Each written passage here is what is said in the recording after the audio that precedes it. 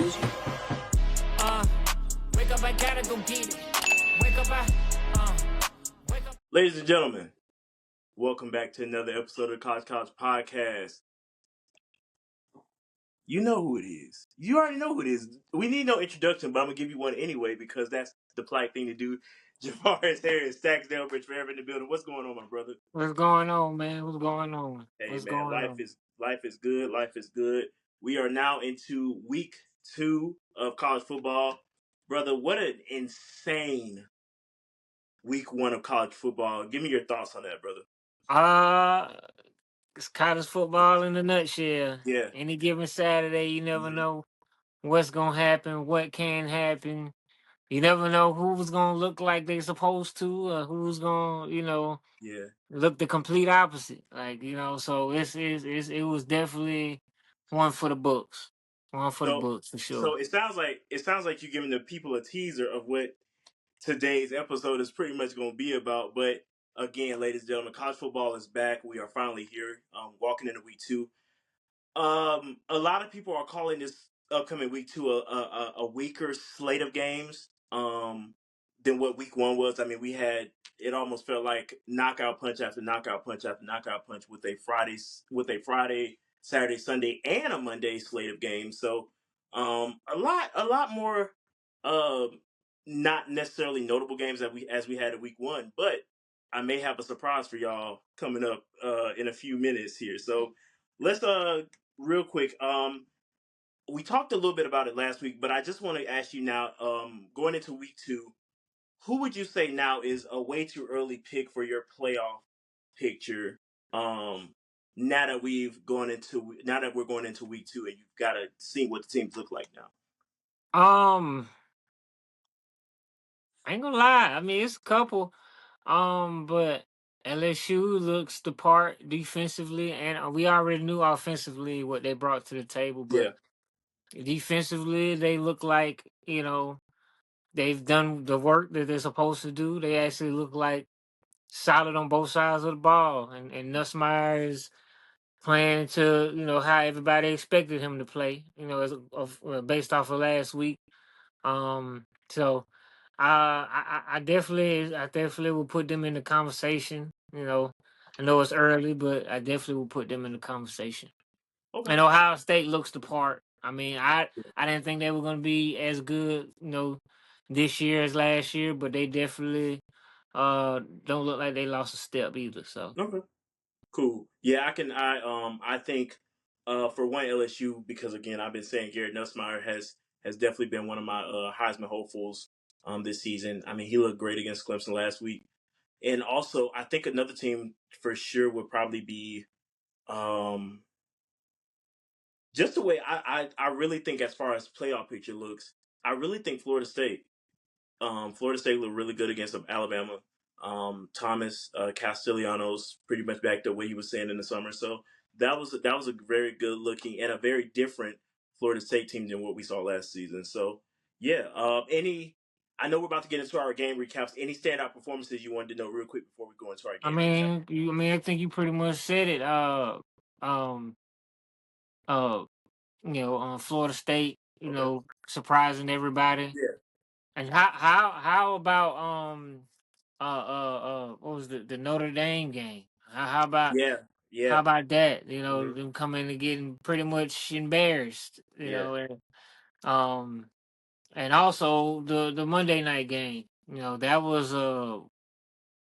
one to say the least, Yeah. which is big embarrassment. Right. Right. Belichick's first game. So I mean, Yeah. TCU actually looks like they could do damage. Exactly. So So listen. Let's okay. So since we hopping on in there, let's that's go ahead and hop into yeah. these recaps then, because these are games that I definitely made sure to note for today's episode. So let's jump into of course the number one game, the 12 o'clock game that was last week. This Ohio State Texas game, a rematch of last year's one of the last year's, I want to say, semifinal games if I'm not mistaken. Yeah, so semifinal to determine who will have been playing in the national championship. Um, Arch Manning's first start, Julian Sayan's first start. Give me your take on that, brother. Um, Arch Manning. They threw a lot of different looks at him. You know, uh, doing disguise and stuff a lot on defense, showing one thing and then dropping back into another. You know, took advantage of his youthfulness. Although he's a junior, he's very youthful, being a starter. They made it look like they were blitzing a lot. You know, once a young quarterback sees pressure, they're like, okay, we need to go quick or whatever, or they start making fast decisions. But they dropped out of pressure a lot, and yeah, made him second guess himself, made him have to make quick decisions. I don't think that this is how Arch is gonna look moving forward throughout the season. I don't think so. I think he gets better. I think Sark settles him down. Do I think that he'll have the Heisman campaign like everybody's been complaining about? I don't. But I definitely still do think Texas will be in the picture come playoff time still. So Yeah, I will. I can definitely attest to that because not only is Ohio State playing a San Jose State team this weekend, but also Ohio State has Grambling State. I'm sorry, not Grambling State, but Grambling University as well.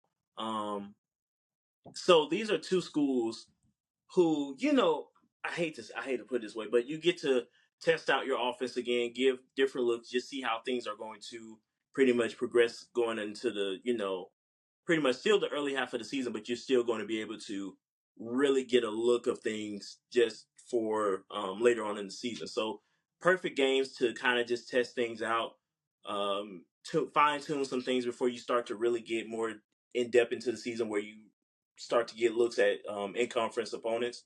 So right. that is these are two great tune up games for them.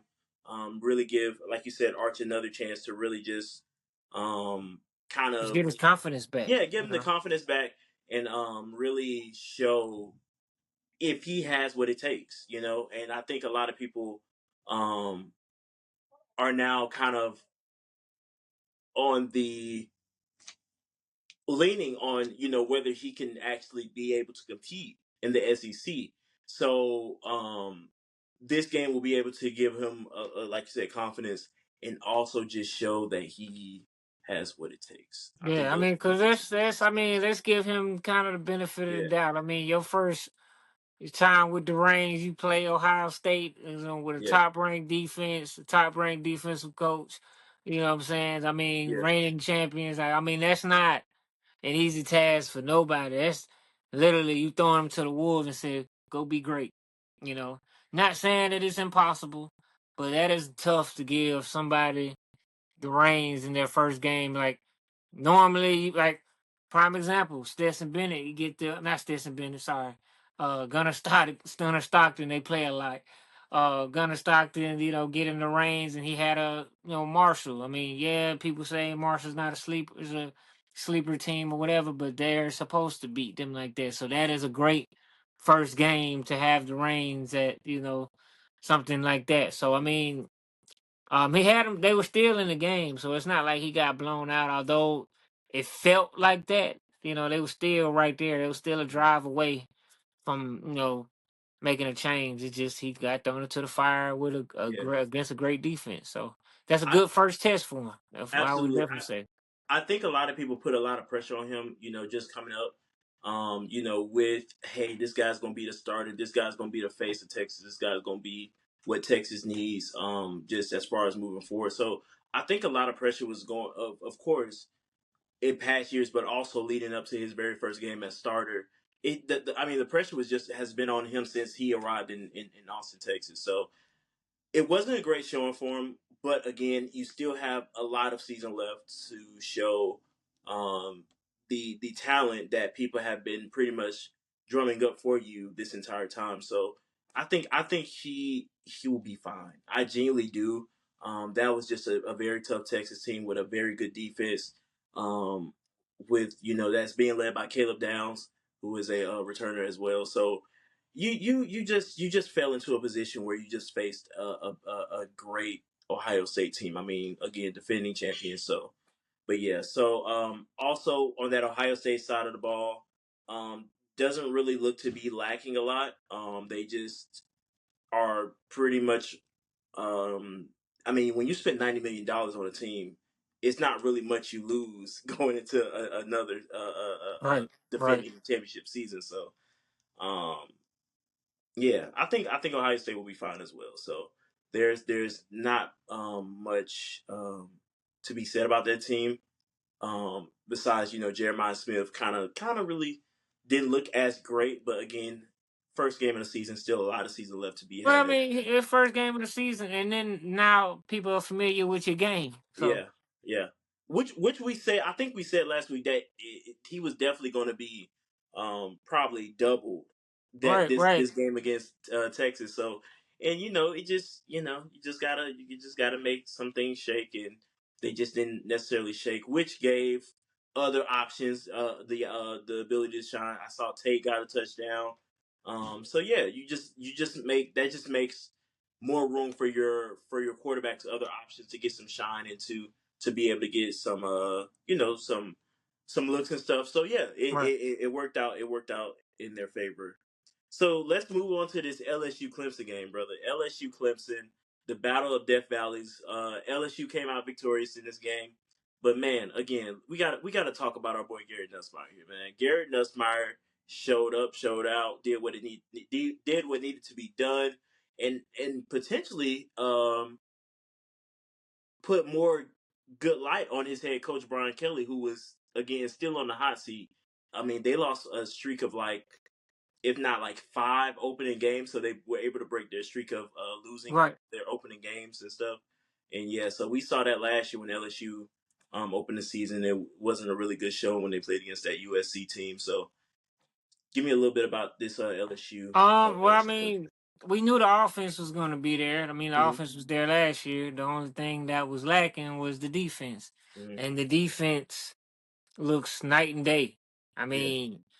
mean, from the DBs to the linebackers. I mean, to the line. I mean, everybody did their job.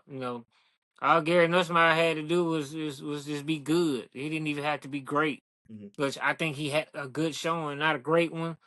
You know what I'm saying? I mean, obviously you want to score more points. There's a couple of things that I saw he could have cleaned up, but for the most part, he played uh he played a pretty clean game. For with the game plan that they had.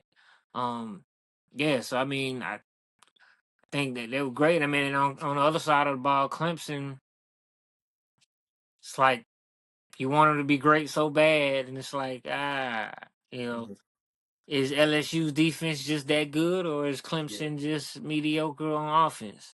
Because I mean, if you want to be technical, I mean, defensively they did pretty good. It's just the offense couldn't score consistently. Um, so and then on the flip side with LSU, I mean they look good, but they didn't score a ton of points. Like you know what I'm saying, nothing super crazy, like they're capable of. So I mean, um, yeah. So I mean, they finished it. That was the big thing for them coming into the season. Can they close out the games when they're up? Because last year they could not close out games. Like they would get a streak going and do some good things, and then just fumble it away. So this year, I mean, it looks like LSU is right back where they need to be. To compete in the SEC. And on the other hand, Clemson is probably going to be the hardest team that they play all year, next to maybe Florida State. Now that Florida State shows us something, but I don't know. I don't know. The way this season started out, I mean, any given Saturday, any given Saturday. So Mm-hmm, coming into the season, we thought Clemson had a runaway with it, but yeah. Florida State showing some promise, Syracuse showing some promise. Um, Georgia Tech showing promise. So so it might not be Clemson's conference to run away with this year. But so Yeah. that's my take on it. Yeah, I definitely say it just looked like Cade Klubnik could not get on the right page with his receivers. Just struggled really bad this game. I was definitely surprised. Even saying that, I had very high hopes for Clemson this season, and you can ask anybody. I was saying like this team was going to be the team this season, and they just did not look to impress this past Saturday against LSU. So hopefully, maybe moving on down the line, they'll have a lot more opportunities to get some W's in the winning column. But yeah, just not a great showing at home for Clemson this past weekend, and yeah, they got to turn it around, or For sure, they're going to struggle in the for ACC sure, for sure. Because with I mean, for this weekend.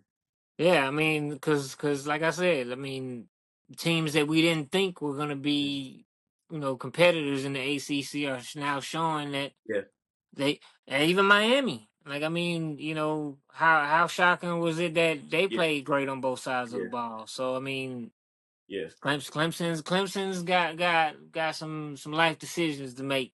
You know, going ahead into the season. So I mean, yeah, it should be a good one though. Should be a Yeah. good one. Let's go ahead and move over to this Notre Dame Miami game as well, since that is the next game that I have on my slate. I mean, Carson Beck and newcomer, I want to say his name is C.J. Cole for Notre Dame. Um, I think Cole is a true freshman, if I'm not mistaken. I got to Yeah, go back here and look, but yeah, I think he was a true freshman. Um, brother, he didn't look bad. I mean, to only lose by 3 in your first game. Yeah, C.J. Carr. I'm sorry, C.J. Carr.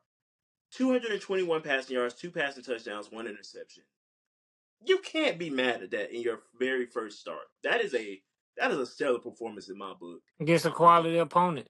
oh, Uh, 1,000%, 1,000%. I couldn't agree more. So yeah, I mean, this Miami team. I mean, and now you have Michael Irvin pretty much coaching up those wideouts over there, man. I think this was just Miami's game from the that was jump. a breakout game. That was a breakout Absolutely, game. absolutely. Say, hey, last year we were good. This year we're gonna be just as good, if not better. Hmm. Because the defense is much improved with Yes, Miami. They look yes. very good. Uh-huh. Um, and Notre Dame was not bad. They just couldn't finish drives. They couldn't consistently finish drives, and defense couldn't get off the field. I mean, Yeah. Carson Beck. He looked like what people were saying to him saying about him prior to last year, before the last year's woes. He's got wide receivers that'll go up and make him play for him now. I mean, Hmm. you know, he played very good. Played very Yeah. good. You know, is a ranked opponent. Like I said, he's seen a lot. You know, so I think he's gonna have a great season in the That was ACC, and I think Miami, you know, can be a force if they yeah. continue to get better, and improve on the little things. Improve on this win. I think they'll be good. That was one of the things we took note of last season when Carson transferred to Miami. Was he's going to be in a much still skilled conference with the ACC, but of course it's not the SEC. So when he plays against these I mean, I'm sorry, not ranked opponents, but in conference opponents in the ACC, it shouldn't be anything that he has not been accustomed to against playing, in the SEC for so long. And yeah, again, you bring in a transfer receiver like CJ Daniels from LSU, and again with the catch that he made against Notre Dame this past Sunday, you already got telltale signs of a really good season to come for this Miami team. Right, Yeah, I mean, you put Carson Beck in a position where his receivers are going to catch, and when you have stuff like that happening, you just really have very high hopes for this team moving right. forward within the season. So yeah, man. Again, Jeremiah Love did not look as great this past Sunday as well, who's another Heisman hopeful. Um, yeah, man. Notre Dame got to cut it on, but again, not a bad play from again true freshman C.J. Carr. Um, Yeah, yeah, for sure, for sure. And yeah, they scheme for Love. They scheme hmm, to make sure that he didn't yeah, beat them.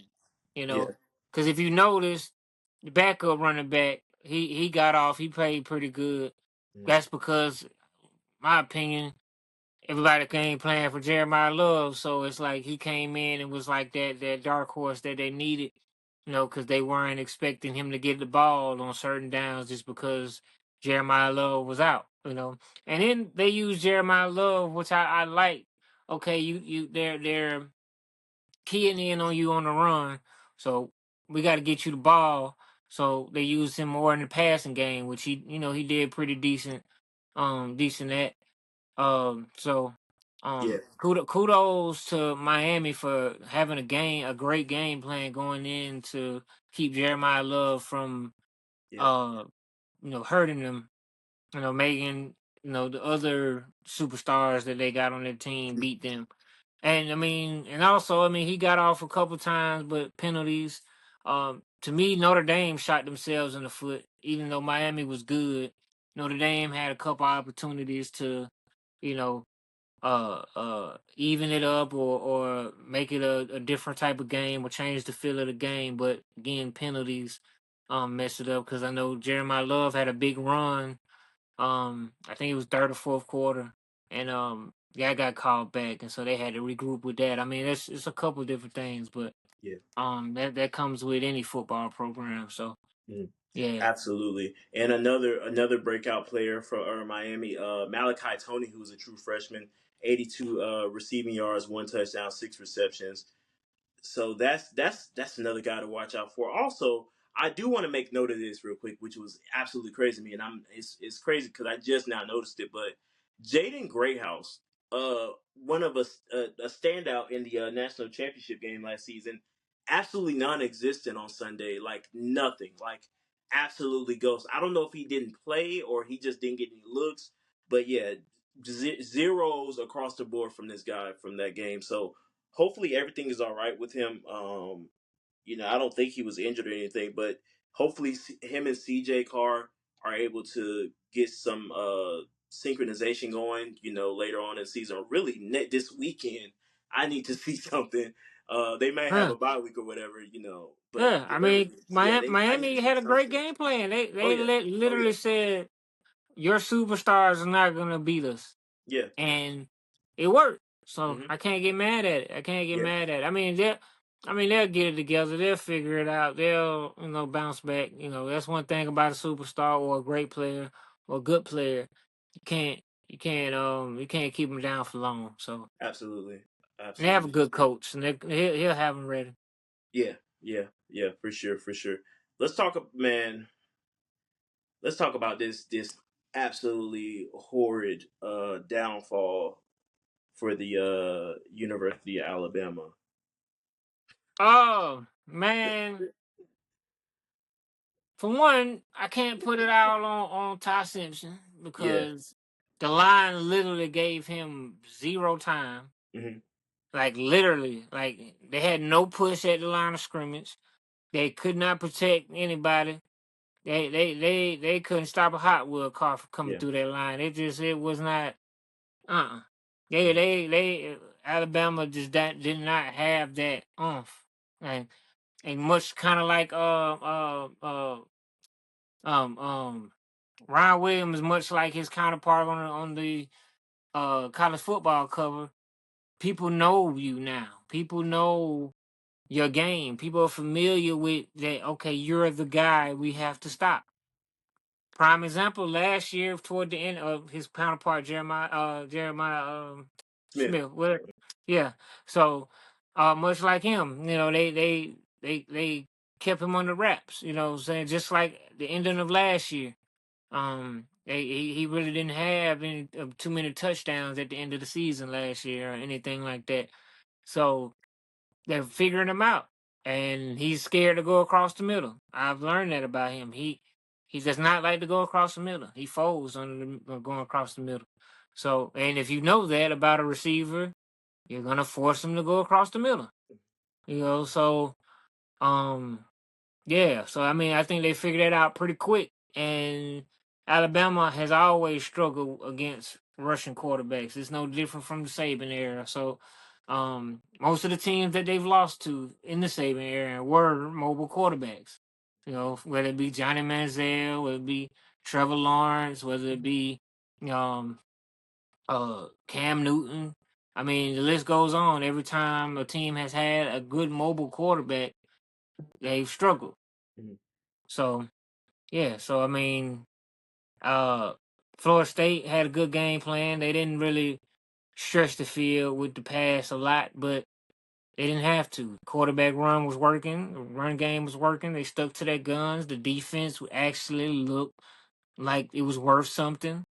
Um, yeah. So kudos to them, and shout out to Gus Malzahn, ex Auburn head coach and Mhm. offensive coordinator, now offensive coordinator at Florida State, looking great, looking great. I mean, he's beat Bama a couple times. It's no different here. So Bama has to go to the drawing board. The line, first of all, has to be better. Defense has to be more sound. I mean, they have a lot to figure out if they're gonna regain this season. Because if last week is any indication of how this season's gonna go for them or how they're gonna play this season, it's gonna be a long season. Yeah. It's gonna be a long season. It doesn't get any easier for them here. Yeah. So I will say this, and this is a person who I think needs so much respect put on their name, and I hate that I didn't get a chance to mention this person last week because I meant to do it. But man, Jeremy Bernard is one of the most underrated players in college football to date. To right, date, that man did some of the most insane things last season. And of course, because Ryan Williams was the face of the team, a lot of his stats and accomplishments went under the rug. But this is why last week's game against Florida State showed why when you have Ryan Williams covered like the way you had him covered this past game, let people like that step up. 149 receiving yards, man. That right there is absurd. Like that is crazy. for 149 sure. receiving yards is crazy on 8 receptions at that. Right, Crazy. So right, Jeremy Bernard, my brother, I salute you. for Again, sure. one of the most underrated players in all of college football, like 1,000%. Yeah, man, I hate that I did not get a chance to make mention of him, but again, yes, Florida State was just on all cylinders, and like I said, man, Thomas Castellanos made note of it, and nobody took what he said seriously, including myself. Like IG was like, okay, he's just blowing hot air, he's just trying to, pretty much get the game, some hype around the game. But no, like he meant what he said. Like Right, as he's we're supposed going to. to He right, stood on. exactly, He stood on what he said. exactly, exactly, He's not scared of Bama. He's not scared. You know what I'm hmm saying? The moment's not too big for him. That's right, what you want. That's what you want out of any player, especially your quarterback. You absolutely, know, if he's absolutely, if he's putting that pressure on himself and his team, you know what I'm saying? They've got to respect. They've got to respect it to go out and execute it. So I love what I saw. yeah, And even though, you know what I'm saying, like I said, he didn't pass the ball as much, he didn't have the crazy stats, through the air or whatever, but sometimes you don't need that. Look, you do whatever it takes to win. Like if that's not working, just shoot, tuck it and run, do what you gotta absolutely, do. You know what I'm saying? Like at the yeah, end of the day, all that matters is what the scoreboard says at the end of the game. It don't matter about individual stats. mm-hmm. They just care folks just looking at did we win? You know, Mm-hmm. you know, just at bottom line, bottom line. Yeah, So I mean, they did a great job of that. So Florida absolutely. State has shocked me. Hey, a lot. I think they've shocked a lot of us, brother. Like you are not alone at all, brother. Let's jump into this TCU UNC game. Bill Belichick's Eh, first game as head coach for UNC did not look great. It did not look great. Funny enough, I did not watch this game, not on purpose, but I just did not I feel the watched it. urge. I Yeah, watched it till yeah, about the third quarter. hmm It just got ugly quick. yeah, First drive, it was smooth, hmm smooth. You thought, okay, Belichick might find a home. And it went downhill from there. It's just like one of those, yeah, yeah, you know what I'm yeah, saying? So Belichick got figured out. Like it's not New England. You ain't got Brady to run behind anymore. You don't right, have Julian Edelman. You don't have Grunt. You don't have Randy Moss. You don't have those um top tier athletes, and you can't go trade for any. You gotta build this thing. Like you literally went and got what 70 to 90 players, and so your whole team is what you built. So it's not like you're backdoored or set back from previous coach. No, you Yeah, you built this thing yourself. Like y'all went and got an entirely new team. So now Belichick, this ain't that. But again, you know, it's uncharted waters, a new territory. I mean, it's gonna take some time to get adjusted. You know, absolutely. Yeah, so this it definitely wasn't a good look for his quarterback either, Gio Lopez, who was a transfer from University of South Alabama. 4 of 10, 69 yards, one interception, and he he had 7 rushes for -10 yards. So again, terrible. yeah, another team who again, if they don't get it together, struggling in the ACC Yeah, because cause yeah, I yeah, mean, the ACC looks like it really is going to have some competition. I mean, with Florida State really turning things up, it's going to get serious in the ACC this season. Like it's going to get serious. Like keep your eyes on the Atlantic Coastal Conference because it's going to get hot. yeah, and I'm happy to say I know I give the ACC a lot of flack, but I'm glad that they're starting to become strong again. Yeah, yeah. You know, because I mean, there's just you want competition in whatever conference you're in, Hmm. because that gives you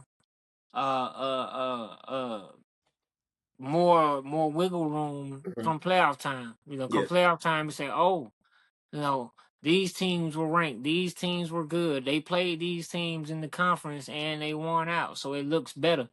So when your conference is good and your conference is strong, it helps everybody. Everybody wins. Because I mean, at the end of the day, and winning the national championship, they bring home money for the entire conference. So you want your entire conference to be strong. So the more teams you got in the playoffs, the more money you get for the teams in the conference. Like I Hmm. mean, the more likelihood you'll get that money. So Absolutely. um yeah. Well, man, listen, it just looked like I'm sorry, North Carolina just struggled on both sides of the ball. Josh Hoover, quarterback for TCU, 284 passing yards. Dyer, receiver. Let me make sure I get his name correct. Jordan Dyer for TCU, 136 receiving yards, and then their running back Barnes, 134 rushing yards. Man, it just was not a great showing, first showing for the new era of Bill Belichick at USC. Yeah. So And to be a defensive minded coach, to get mhm. torched on the ground and in Yeah, the air, that's tough. That's tough. yeah, But you got to go through these losses and go through these things to understand what it is to mhm. be great. Because I mean, Saban, his first year back in college at Bama, they got beat by a small school. So it's these are the things you have to go through in order to figure it out. You understand what works. Right, So he might have thought that the way he moved in the NFL was going to work in college. It don't all necessarily translate like that. So absolutely. yeah, so I mean he's got a new team, so it's hard putting a portal team together and making them gel. So first game of the season, um, this might not be the same team at the end of the season. So Yeah, with any of these agreed. teams, so Yeah. yeah, but Well, TCU definitely looked the part. They look better than advertised, way better than advertised. Well, UNC has Charlotte this weekend. A game that can build confidence and see if they have what it takes to be able to withstand what's to come in the ACC. So we'll see what they have in store. Not really sure what TCU schedule looks like this season in the Big 12. But I know they definitely have some notable opponents this season as well. Sure. Um, yeah, let's hop into this last game, brother. Let's talk about this Virginia Tech South Carolina game. My goodness. Let me tell you something about this man that they call Lenore Sellers for a minute. What a stud, man. What a stud. Looked incredible. Like That game against Virginia Tech showed why South Carolina deserved to be in the top 25 this season. Like For they sure. showed up and showed out on Sunday, bro. For Like sure. legit, looked Started a really little good. sluggish, a little slow, but Yeah, once they got it going, they got it going.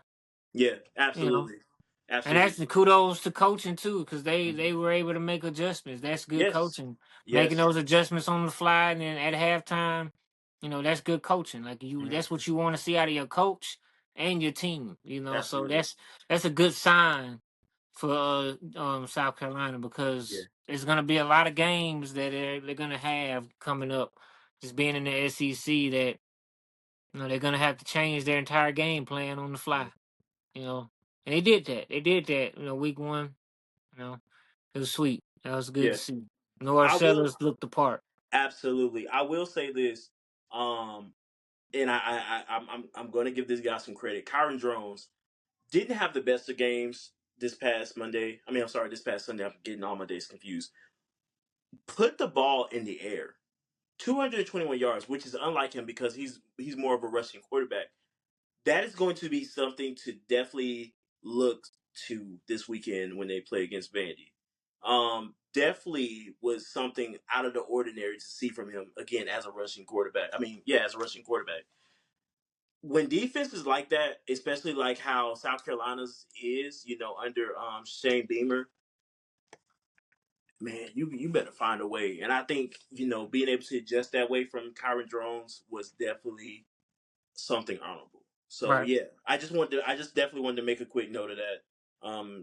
But again, definitely something that is definitely great for them. All right, real quick, brother.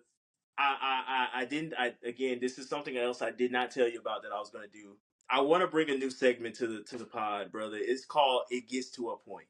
I know that's a saying that me and you always have, especially off the pod. But it gets to a point, and this week it gets to a point is none other than T.J. Finley transferring to his sixth school with Oh Georgia State. man. Next, It gets next, to a point, right? It next, gets to a point. next, It gets next. to a The point, point. The point is brother. gone. The point is gone. It gets to a The point. point is Six gone. You go schools. from LSU to Auburn to Western Kentucky to Texas State to now you're going to Georgia State. Yeah. And we Like, still miss the school. That's crazy. right, right. Like, no, that's insane. That is insane. That is Yeah. insane. Yeah. It No, gets to a like, point. yeah, it's like, I mean, don't get me wrong. I love the transfer portal, but my God, if you can't make it work at a big school and then you go to a small school and then you're still not able to make it work, so you try to go to an even smaller school. Come on, brother. I Yeah. mean, I love football just as much as the next guy, but at some point, you got to realize maybe it's me. Yeah. Maybe it's me. Maybe it's me. So, no, Yeah. no. I Yeah. mean, we seen flashes of him being good, Mhm. but I don't need flash. I need consistency, and that is my one thing Yeah. my brother does not have. Mhm. No, no. Yeah. Next. No, no. Hey, it gets to a point. The point is gone. I No, couldn't agree more. But the no, point has been gotten, taken, shooketh I and can't runneth over. listen. No, no, no. This is why there needs to be some adjustments made immediately, and I do think that people are leaning towards making those steps that are needed. Because of course the news did come out as far as I think they're making an adjustment to making just one portal window, which is like in around January. So yeah. So that is definitely good for the moving forward for the athletic conference, the National Collegiate Athletic Conference or Association. So yeah, that is perfect. Do that. Make some more adjustments. Make them standard of having only two transfers. I don't know, whatever. But six too much. It gets to a point. Next, like you said, let's do it. Also, what we just discussed earlier. Not the strongest slate for week two. Definitely some games. There are some games to watch for. but not as strong as how it was last week, where we just had again hitter after hitter after hitter. So the game of the week for week 2 is of course Oklahoma versus Michigan. We'll get to see Brett Venables as well as head coach Sharon Moore duke it out. How about freshman quarterback Bryce Underwood last week? Definitely looked really good. We didn't get a chance to watch Oklahoma. I think this is their first game of the season. I could be wrong. But yeah, Bryce Underwood looked great. Running backs for Michigan looked really good, solid. So I'm excited to see what these two teams have in store for this weekend, to see how they duke it out and get things going and moving and shaking. Also, you didn't have anything to say about this game, did you? Oklahoma, Michigan, before I move on? Okay, cool. Also, I did want to highlight some games that could have some upset potential for this weekend. Brother, USF and Florida play each other this week. South Florida. USF actually looks pretty goddamn Exactly. good. And you remember, if you remember back in 2022, Florida only beat them by like 3, so 31-28. So a lot of those guys from that 2022 team, it's only been 3 years, so very well could be playing in this game against Florida this weekend. And again, 13 Florida at that. So upset could be underway for this game. Also, some other sleeper matchups this weekend. Iowa versus Iowa State. I hate two words that I hate putting together: a rivalry game in Iowa. This is the rivalry game for this, a little state rivalry game for Iowa. Iowa won last season, 20-19, so a very close game. Another game where we'll see a SEC matchup very early. Kentucky and Ole Miss. Kentucky won 20-17 last season, and also, man, a game that shocked so many and put Vandy on the map last season. Vandy and Virginia Tech. This game went into overtime, 34-27. So we'll get to see the return of fifth-year senior, quarterback Diego Pavia, as well as Kyron Jones duke it out this weekend as well. So yeah, man.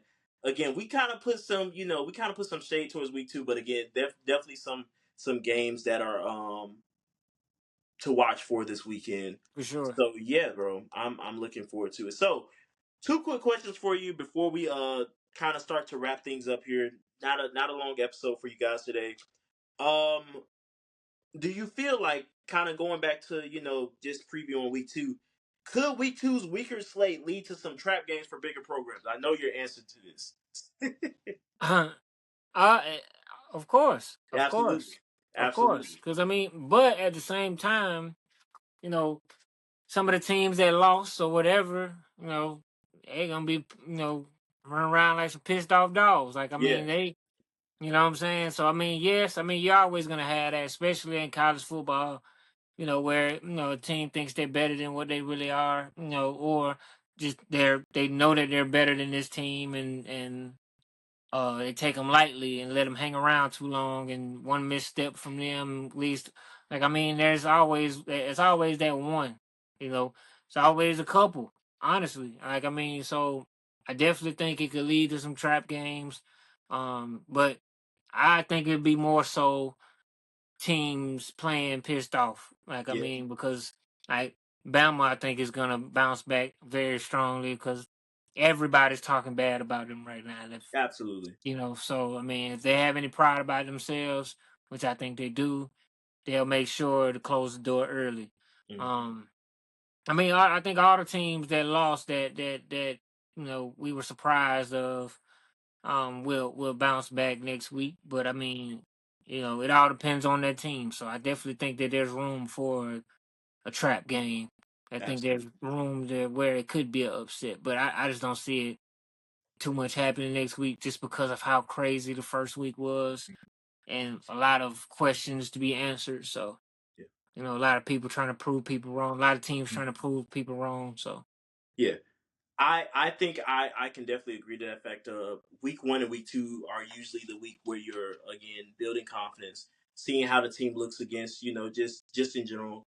Like I think the guys are just more so excited to be back on the field playing in front of the home crowd, or playing on the road whatsoever. And those are really the weeks where you have so much excitement built that it could lead to some distractions or some miscues or mistakes. And yeah, that usually happens within the first 2 weeks, as we saw with week one. So um, again, any given week with when it comes to college Right. football, and anybody can have their bell rung, or anybody can have their number pulled. Right. And Because I mean, after week one, there's injuries. There's people that are dealing with some underlying pain or yeah, whatever. Because week one is just such. It's like, all right, we're here now. You know what I'm saying? Now you gotta go out here and put everything to use, and then some people get hit a little bit too hard. Some yeah, people, I mean, it's Ron Williams got hurt. Like, I mean, so I mean, yeah, yeah. So I mean, team that lasts the longest and stays the healthiest or has the best backups usually is the team that wins this yeah. throughout the season. So yeah, so like I said, I think there's room for some upsets, but I don't think I personally think well, I will hope Right. that teams are playing, especially the teams that got beat are playing with a chip on their shoulder. So and the Okay. teams that won, you know, want to keep on winning and improve. Because I Yeah. mean, it's a lot of conversation, but toward the teams that won. Like I mean, like LSU, they're not out the woods yet. Okay, they snapped the home lose. I mean, the opening winning streak or whatever. I mean, losing streak, but they still people are saying that it's still not convinced. Like it's still Kelly. Like I mean, so Yeah. they still got something to prove. You always got something to prove. Agreed. So Yeah. we'll see. Cool. Hey, solid, man. Well, listen, that's all I got for today, man. Again, listen, you got some people, y'all got some people to look out for this week two, week two's matchups. Um, just hey man, stay tuned in, stay locked in, especially here on the College Couch Podcast, where we're going to be bringing you some more news and updates and takeaways from this the week two's matchups. Week two is just really getting me. But yeah, so listen, man, again, a great week one. I think it'll be even better week two, and then just moving forward, where we'll start actually seeing teams developing, start getting into their groove, and then start getting into some more in-conference opponents. And so, yeah, man, I think that's all we have for today. Continue to follow us, subscribe, all that and more. My brother Stackz, take us Hey, home, my brother. we appreciate y'all tuning in, man. College Couch Podcast, where it's at. Tell your friend, tell their mama, tell their cousin, tell their auntie them that the College Couch Podcast is where you get all Oh, yeah. your news, all your everything about what's going on. We appreciate y'all rocking with us. Keep rocking with us. Keep sharing. Keep posting. Keep showing love. You got an athlete that needs some shine. Let us know. Reach out to us. We want to check them out. And give them the shine that they are due. But right now we got bills to pay, so we out of here. Uh, wake up, I gotta go get it. Wake up, I gotta go get it.